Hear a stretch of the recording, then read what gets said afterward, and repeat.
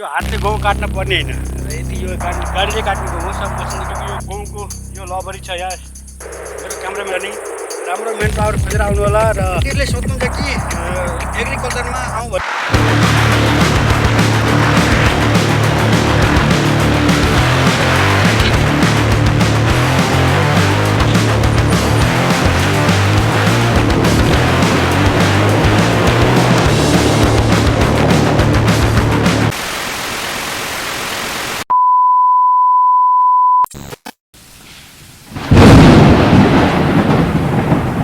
नमस्कार सबैजनामा कुकुलर फुड च्यानलको नयाँ भिडियोमा तपाईँलाई स्वागत छ र सधैँको जस्तै आज पनि नयाँ भिडियो आइसकेको छु। आज चाहिँ जो पनि साथीहरूले एग्रिकल्चरमा चाहिँ आउने भनेर सोध्नु भएको छ र तपाईँको लागि यो भिडियो हुनेछ। कृपया भिडियोलाई अन्तिमसम्म हेरेर साथ दिनु भन्न चाहन्छु र यदि च्यानलमा नयाँ चाहिँ च्यानललाई सब्सक्राइब गर्नु भिडियो टक्कर लाइक गरेर आफ्नो साथीभाइ सेयर गर्नु भन्न चाहन्छु।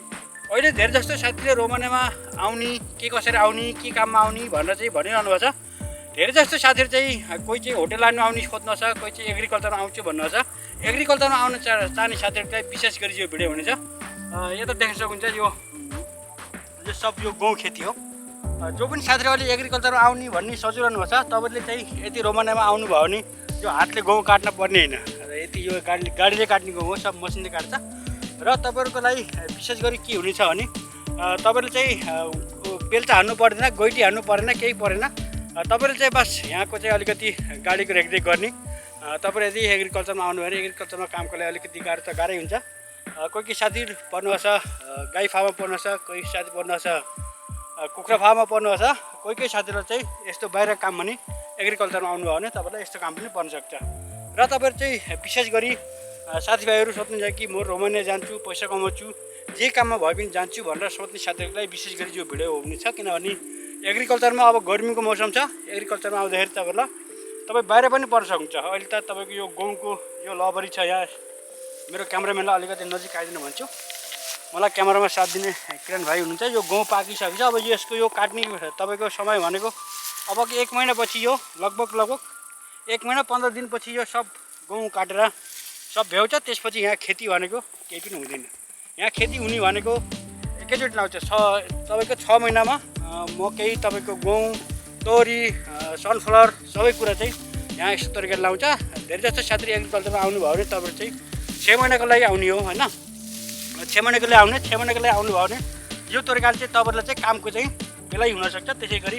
त्यसैले विशेष गरी ध्यान दिएर आउनु होला। एग्रिकल्चरमा आउने साथीहरू सोध्नुहुन्छ कि म रोमानिया जान्छु, जे काममा भए पनि जान्छु भन्ने साथीहरूको लागि यो भिडियो हुनेछ।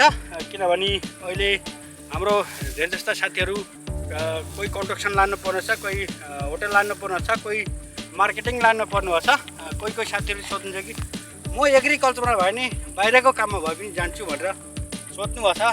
त्यसै गरी धैर्य राख्नु होला, तपाईँहरू नआत्तिनु होला। यदि रोमानिया आउँदै हुनुहुन्छ नि राम्रो मेन पावर खोजेर आउनु होला र एकदम भरोसा खालको तपाईँहरूलाई चाहिँ जेन्युन काम गर्ने मेन पावर तपाईँहरूले खोज्नुभयो भने तपाईँको लागि एकदम सजिलो हुन्छ भन्छु। तपाईँको यता पनि गाउँ छ, उता पनि गाउँ छ। त यो चारैतिर यो रोमानियामा चाहिँ गहुँ खेती तपाईँको यहाँ गहुँ भनेको तपाईँको 6 महिनामा सबै कुरा सबै खेती लाउने भएको हुनाले यस्तो तरिकाले चाहिँ मलाई साथ दिइरहनु भएको छ। ठिकै छ भाइलाई धेरै धेरै धन्यवाद। मलाई हर चिजमा साथ दिइरहनु भएको छ, क्यामेराम्यान बन्नुभएको छ। त्यसै गरी र साथीहरूले सोध्नुहुन्छ कि एग्रिकल्चरमा आउँ भने अनि के कति स्यालेरी हुन्छ भनेर पनि सोध्नुहुन्छ। र यदि तपाईँ रोमानियामा चाहिँ एग्रिकल्चरमा आउनुहोस्, तपाईँ होटल लाइनमा आउनुहोस्, तपाईँ जे काममा आए पनि तपाईँको अहिले रोमानिया गभर्मेन्टले तोकेको भनेको 4050 स्यालेरी भए तापनि मैले बारम्बार मेरो भिडियोमा भनिरहेको छु तपाईँहरूले चाहिँ 4050 पाउनुहुन्न है। तपाईँले यति कुरा बुझ्नुपर्छ। 4000 तपाईँले 50 पाउनुहुन्न। तपाईँले पाउने भनेको 27, 28, 2900 समथिङ यति नै पाउने हो। तपाईँले यदि यो सोध्नुहोस् कि रोमानियामा तपाईँ यति आउँदै हुन्छ नि, चाहे एग्रिकल्चरमा आउनुहोस्, तपाईँ त होटल लाइनमा आउनुहोस्, तपाईँ मार्केटिङमा आउनुहोस्, जे काममा पनि तपाईँ आउनुहुन्छ नि सुरुमा तपाईँको बच्ने भनेको 70बाट 75,000 समथिङ तपाईँको रोमानियामा चाहिँ बच्चा। अहिले धेरै जस्तो साथीहरू म रोमानियामा जान्छु 8-9 लाख तिरेर भए पनि जान्छु भन्ने सोध्ने साथीहरूलाई चाहिँ सुरुमा आउँदाखेरि तपाईँको यति स्यालेरी बच्ने हो। र अब चाहिँ यति नै हुनेछ। आजको भिडियो चाहिँ धेरै लामो हुने छैन। जो पनि साथीले एग्रिकल्चरमा आउन सोध्नुभएको छ तपाईँको लागि अलिकति विशेष गरी के कस्तो हुँदैछ एग्रिकल्चर काम, अब के काम हुँदैछ भनेर चाहिँ तपाईँको लागि बुझ्नको लागि मात्रै यो भिडियो अलिकति हामी सुट गर्न आएको थियौँ दुई भाइ भएर।